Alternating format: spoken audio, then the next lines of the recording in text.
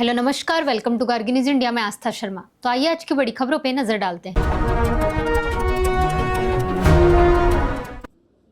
Iran ने straight of हॉर्मज खोलने के लिए 3 शर्तें रखी। अमेरिका अपनी नाकेबंदी हटाए, युद्ध खत्म करे और परमाणु कार्यक्रम पर बातचीत बाद में हो। लेकिन डोनाल्ड ट्रंप इस प्रस्ताव से संतुष्ट नहीं है, क्योंकि वे चाहते हैं कि ईरान पहले ही अपने परमाणु कार्यक्रम पर समझौता करे।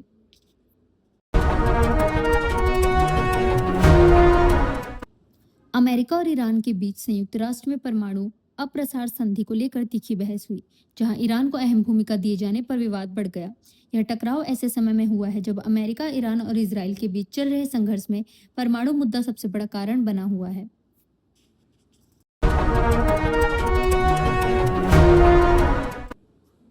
केंद्र सरकार ने पूर्व केंद्रीय मंत्री दिनेश त्रिवेदी को ढाका में भारत का नया राजदूत नियुक्त किया है। यह नियुक्ति सरकार की नई रणनीति को दर्शाती है, जो डोनाल्ड ट्रंप द्वारा गैर करियर राजनयिकों की नियुक्ति की तर्ज पर देखी जा रही है।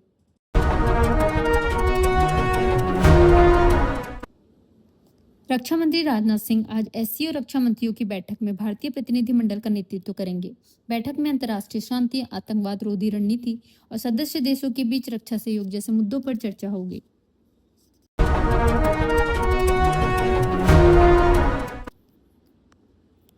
जम्मू कश्मीर हाई कोर्ट ने महराज मलिक की पब्लिक सेफ्टी एक्ट के तहत हुई हिरासत को रद्द कर दिया है। करीब 7 महीने से कठुआ जेल में बंद मलिक पीएसए के तहत हिरासत में लिए जाने वाले पहले विधायक थे।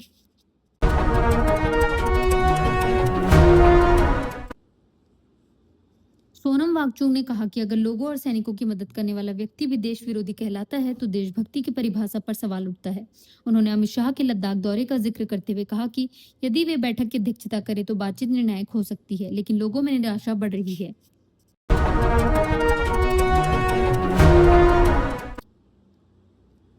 अशोक गहलोत ने कहा कि सचिन पायलट के दोनों पैर कांग्रेस में ही हैं। भाजपा के दावों को खारिज किया। यह बयान भाजपा के आरोपों के जवाब में आया, जिसमें कहा गया था कि पायलट का एक पैर कांग्रेस में और दूसरा कहीं और है।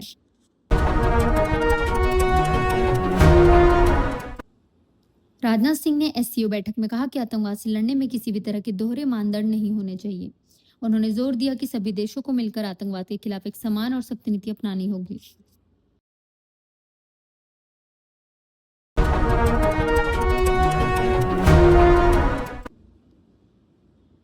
प्राइम मिनिस्टर नरेंद्र मोदी ने गैंगटॉक में बच्चों के साथ फुटबॉल मॉर्निंग का आनंद लिया और कहा, हमने सीखा, हमने खेला।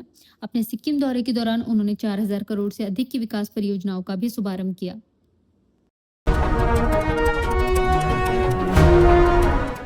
रूस ने भारत को S-400 एयर डिफेंस सिस्टम की चौथी यूनिट भेज दी है, जिसे मई के अंत तक तैनात किया जाएगा। भारतीय वायुसेना अधिकारियों ने 18 अप्रैल तक इस सिस्टम का प्री डिस्पैच निरीक्षण पूरा कर लिया है।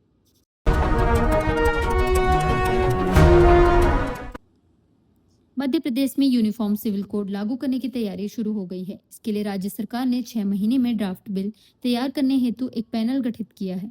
यह कदम बीजेपी के देश भर में समान नागरिक कानून लाने के एजेंडे के अनुरूप है और उत्तराखंड व गुजरात जैसे राज्यों के बाद उठाया गया है।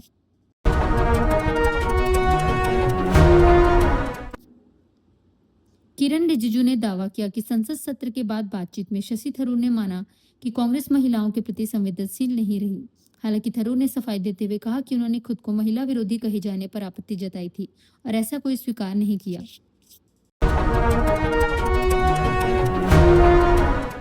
एक एनकाउंटर स्पेशलिस्ट की पश्चिम बंगाल में तैनाती को लेकर सियासी विवाद खड़ा हो गया है, जिस पर अखिलेश यादव और टीएमसी ने आपत्ति जताई। उन्होंने आरोप लगाया कि भाजपा चुनाव को प्रभावित करने के लिए एजेंट तैनात कर मतदाताओं को डराने की कोशिश कर रही है।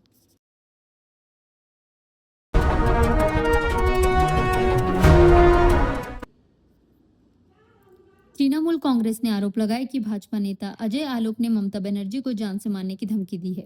पार्टी ने चुनाव आयोग पर भी निशाना साधते हुए कहा कि वह इस मामले पर खामोश बना हुआ है।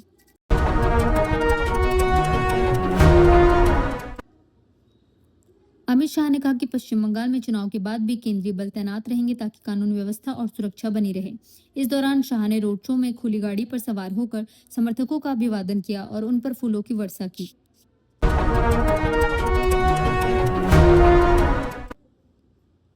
ममता बनर्जी ने कहा, मैं जीतूंगी और दूसरे चरण के मतदान से पहले भवानीपुर में भव्य रोड शो किया।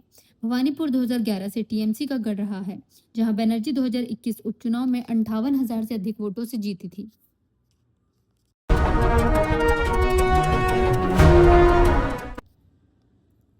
भारत और न्यूजीलैंड के बीच ऐतिहासिक मुक्त व्यापार समझौता साइन हुआ, जिसमें $20 अरब निवेश, 5,000 वीजा और ड्यूटी फ्री एक्सेस जैसे प्रावधान शामिल हैं। रिपोर्ट्स के मुताबिक इस समझौते में व्यापार, विवाद निपटान और कानूनी ढांचे समेत कुल 20 अध्याय शामिल हैं।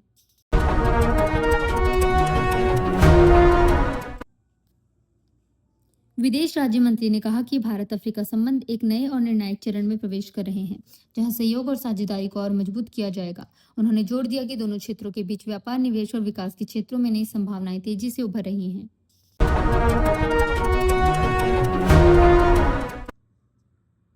ईरान ने हिंदू महासागर में तेल ले जा रहे जहाजों की जब्ती को लेकर अमेरिका पर तीखा हमला करते हुए इसे समुद्री डकैती और खुलेआम लूट करार दिया। तेहरान ने कहा कि अमेरिका की यह कार्रवाई अंतर्राष्ट्रीय कानून का उल्लंघन है। साथ ही स्ट्रेट ऑफ हॉर्मस पर ढील देने का प्रस्ताव भी रखा है।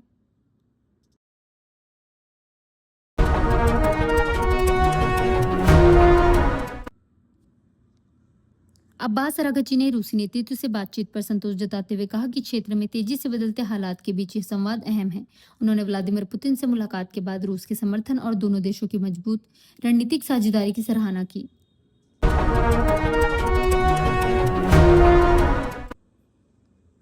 अमेरिका ब्रिटेन तनाव के बीच किंग चार्ल्स थर्ड और डोनाल्ड ट्रंप की मुलाकात ऑफ कैमरा होगी ताकि टकराव से बचा जा सके। रिपोर्ट्स के मुताबिक यह फैसला सार्वजनिक विवाद से बचने के लिए लिया गया है, जैसा पहले अन्य नेताओं के साथ देखने को मिला था।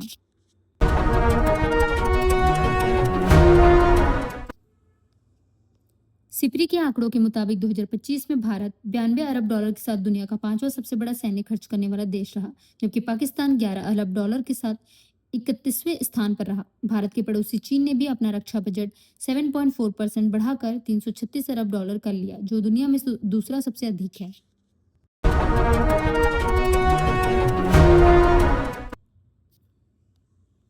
राज्यसभा में भारतीय जनता पार्टी की संख्या बढ़कर 113 हो गई है, क्योंकि आप सांसदों की विलय को चेयरमैन से मंजूरी मिल गई।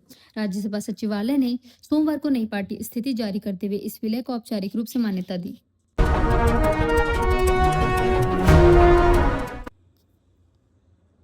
प्राइम मिनिस्टर नरेंद्र मोदी ने दूसरे चरण के मतदान से पहले अंतिम रैली में बंगाल अभियान को आध्यात्मिक यात्रा बताया। उन्होंने 2021 के आंकड़ों का जिक्र करते हुए कहा कि पहले चरण में बीजेपी ने 59 सीटें जीती थी, जबकि दूसरे चरण में सिर्फ 18 सीटों पर जीत मिली थी।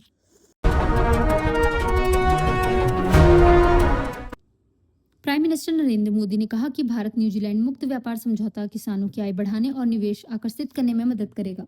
पश्चिम बंगाल में बोलते हुए उन्होंने कहा कि यह समझौता न्यूजीलैंड की कृषि विशेषज्ञता को भारत की विकास प्राथमिकताओं से जोड़ेगा।